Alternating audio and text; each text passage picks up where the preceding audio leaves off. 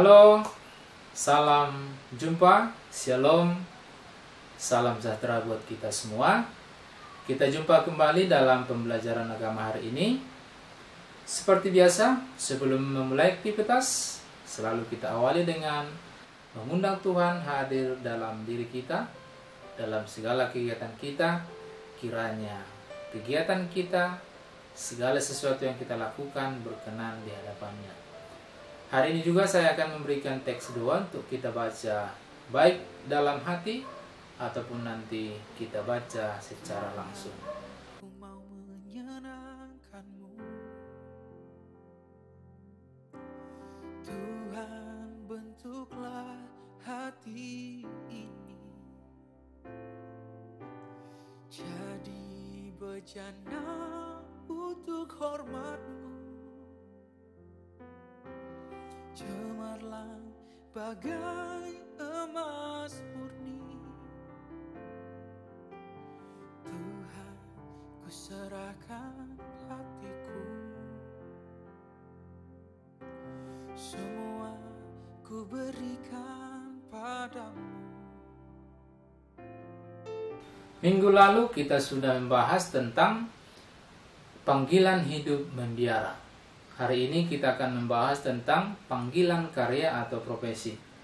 Tema ini menyangkut atau lebih menyangkut kepada pekerjaan atau profesi manusia, profesi seseorang. Bagaimana tentang panggilan karya atau profesi ini? Kita lihat dalam PowerPoint berikut ini. Panggilan karya atau profesi ini menyangkut kepada kerja manusia atau pekerjaan seseorang. Bisa nanti pekerjaan yang sudah menjadi profesi, bisa juga pekerjaan yang menyangkut kegiatan sehari-hari. Kita lihat makna dan arti kerja.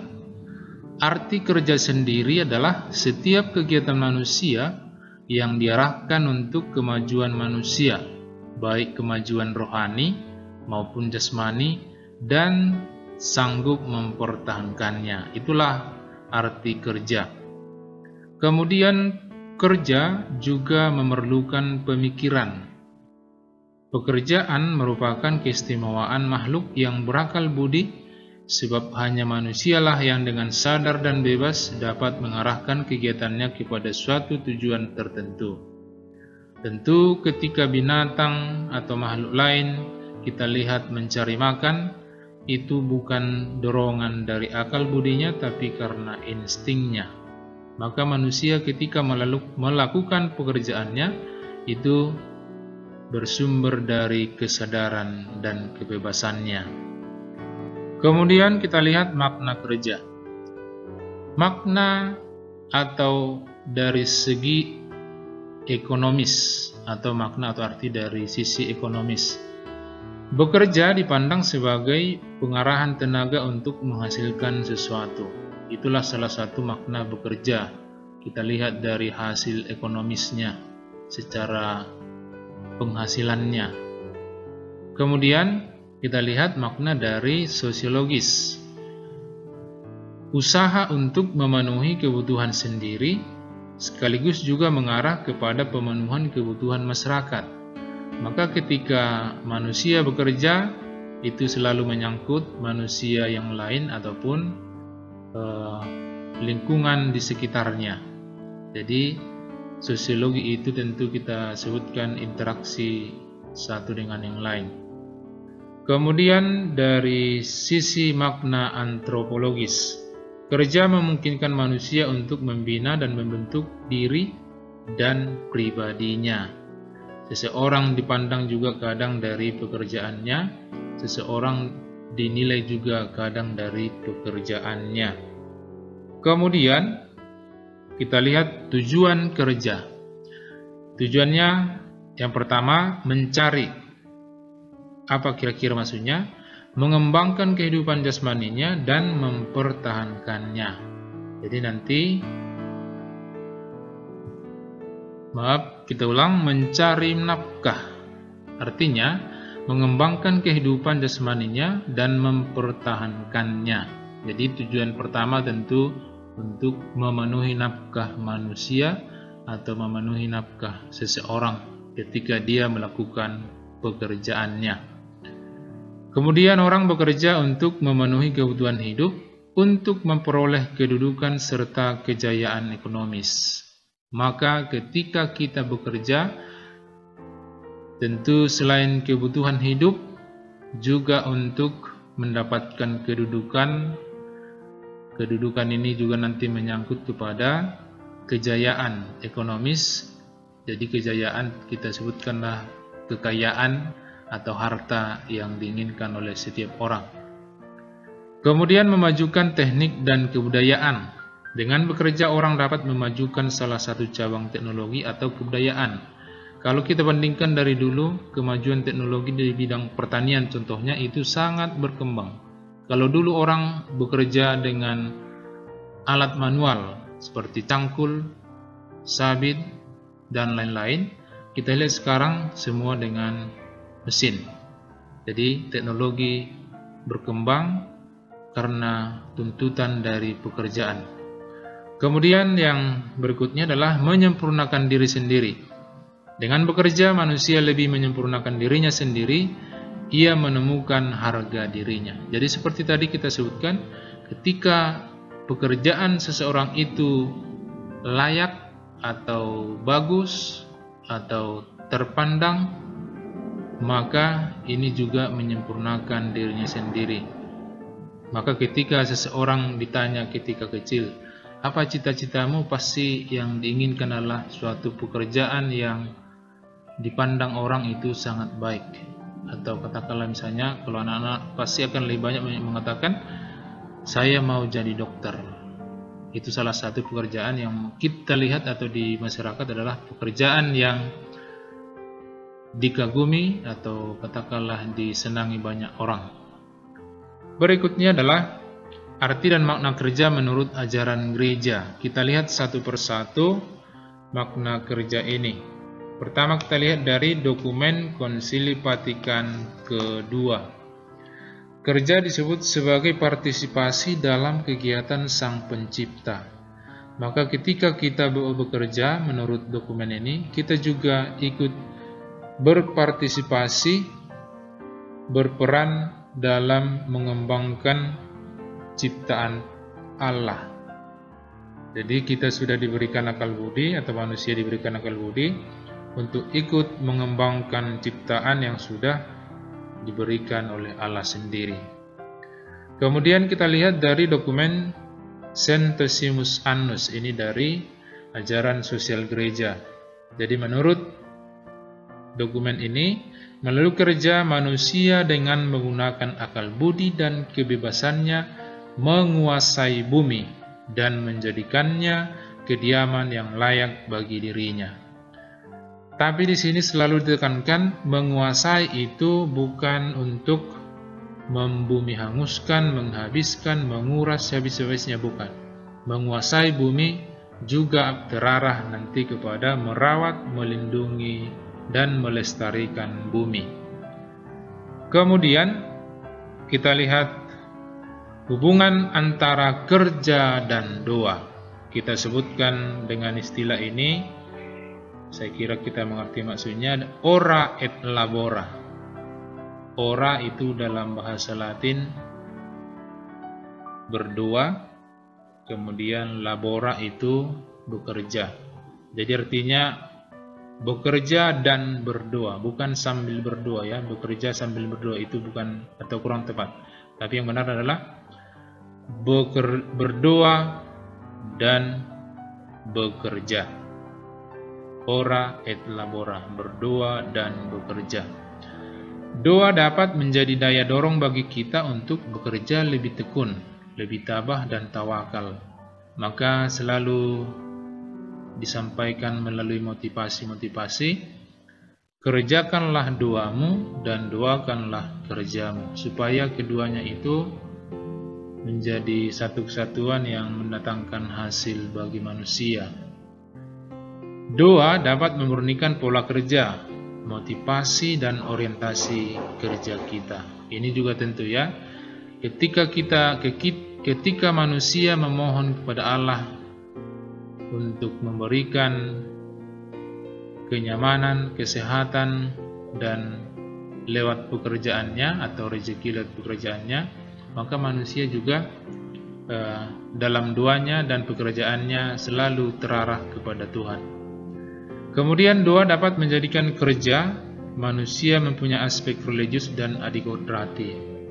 Ya, jadi kalau sudah menyangkut pekerjaan ini tentu kita juga kaitkan dengan kehendak Allah, dalam arti ketika kita menginginkan sesuatu pekerjaan tetapi tanpa ada permohonan, permintaan, atau katakanlah misalnya sifat kerendahan hati manusia menerima apa yang menjadi bagiannya. Jadi misalnya ketika seseorang menginginkan jadi dokter tetapi bagi Allah sendiri barangkali tidak sesuai, maka dengan rendah hati juga manusia harus menerima itu dan mungkin harus mencoba pekerjaan lain. Kemudian kita lihat doa dan kerja memiliki keterkaitan yang sangat erat. Seperti yang kita sebut tadi, kerjakanlah doamu dan doakanlah kerjamu. Karena doa sebagai refleksi atas kerja harus ditingkatkan supaya kerja tetap murni dalam segala aspek. Kemudian doa dapat menjadi kekuatan bagi orang beriman. Doa dan kerja seharusnya merupakan ungkapan dan perwujudan iman seseorang. Maka selalu kita sebutkan ketika manusia ingin memulai aktivitasnya, pekerjaannya, awalilah selalu dengan doa supaya kita diberikan rahmat oleh Allah, baik rahmat kesehatan, kesabaran, kemudian tentu yang paling kita harapkan adalah rezeki atau kemurahan Allah. Kemudian kita lihat berikutnya adalah kerja dan istirahat. Dikatakan manusia perlu istirahat. Manusia seharusnya bekerja menurut irama alam. Ini nanti kalau kita lihat orang yang bekerja di desa, yang membajak sawah atau mengolah tanah itu, mereka betul-betul mengikuti irama alam. Maka akan sangat berbeda ketika orang yang bekerja di kota, khususnya misalnya yang bekerja di perusahaan-perusahaan. Ada orang yang bekerja setiap jam tanpa ada batas berhentinya, karena memang tidak mengikuti irama alam. Kemudian perlu kita ingat, pekerjaan itu bernilai karena manusia sendiri bernilai. Jadi jangan karena pekerjaan itu kehidupan manusia diabaikan. Maka sering kita lihat memang orang yang memaksa untuk bekerja setiap jam akan dengan gampang nanti merusak tubuhnya sendiri. Kemudian kitab suci dalam Kejadian menceritakan bahwa Allah sendiri juga bekerja, tetapi Allah bekerja 6 hari lamanya dan beristirahat pada hari yang ke-7. Itulah kalau kita baca nanti dalam Kejadian 1 ayat 1-2 atau di bab 3. Nah, jadi ini juga mau mengatakan bahwa pencipta kita sendiri yang menciptakan manusia dan alam dan seluruh isinya, Allah sendiri beristirahat dalam pekerjaannya. Apalagilah manusia yang Allah yang kita sebutkan Maha Kuasa beristirahat, apalagilah manusia yang serapuh ini tentu harus juga beristirahat.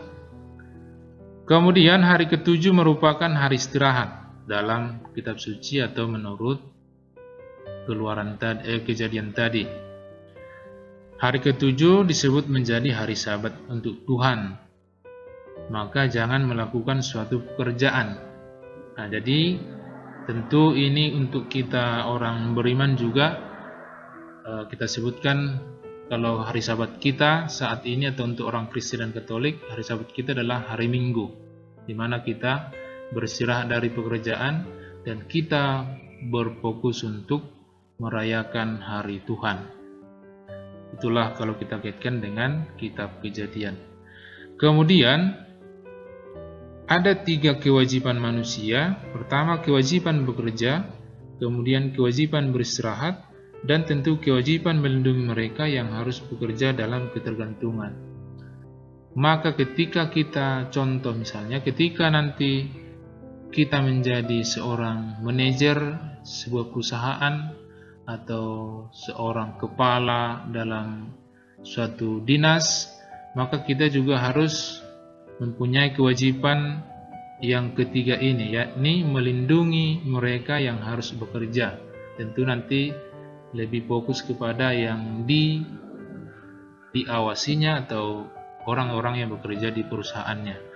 Maka itulah yang kita katakan sekarang, bagaimana sebuah perusahaan, sebuah yayasan melindungi karyawannya, misalnya dengan meningkatkan taraf hidup, kemudian memberikan BPJS ketenagakerjaan, kemudian memberikan honor dan lain-lain. Itulah menjadi kewajiban manusia. Demikian dari tema ini tentang profesi atau kerja. Manusia harus sadar bahwa dengan bekerja, manusia berperan aktif dalam menyempurnakan ciptaan. Allah juga menghendaki bahwa kita harus bekerja untuk memenuhi nafkah, memenuhi kehidupannya sendiri. Kita sudah membahas banyak hal tentang profesi atau tentang kerja. Semoga juga kita yang masih dalam taraf jenjang pendidikan mengerti dan paham akan makna kerja yang barangkali itu atau saat ini adalah menjadi cita-cita kita atau cita-citamu. Maka demikian untuk pembahasan materi ini. Sekali lagi semoga bermanfaat untuk kita dan kita pun bersukacita dalam setiap pekerjaan kita. Cukup sekian. Shalom. Terima kasih.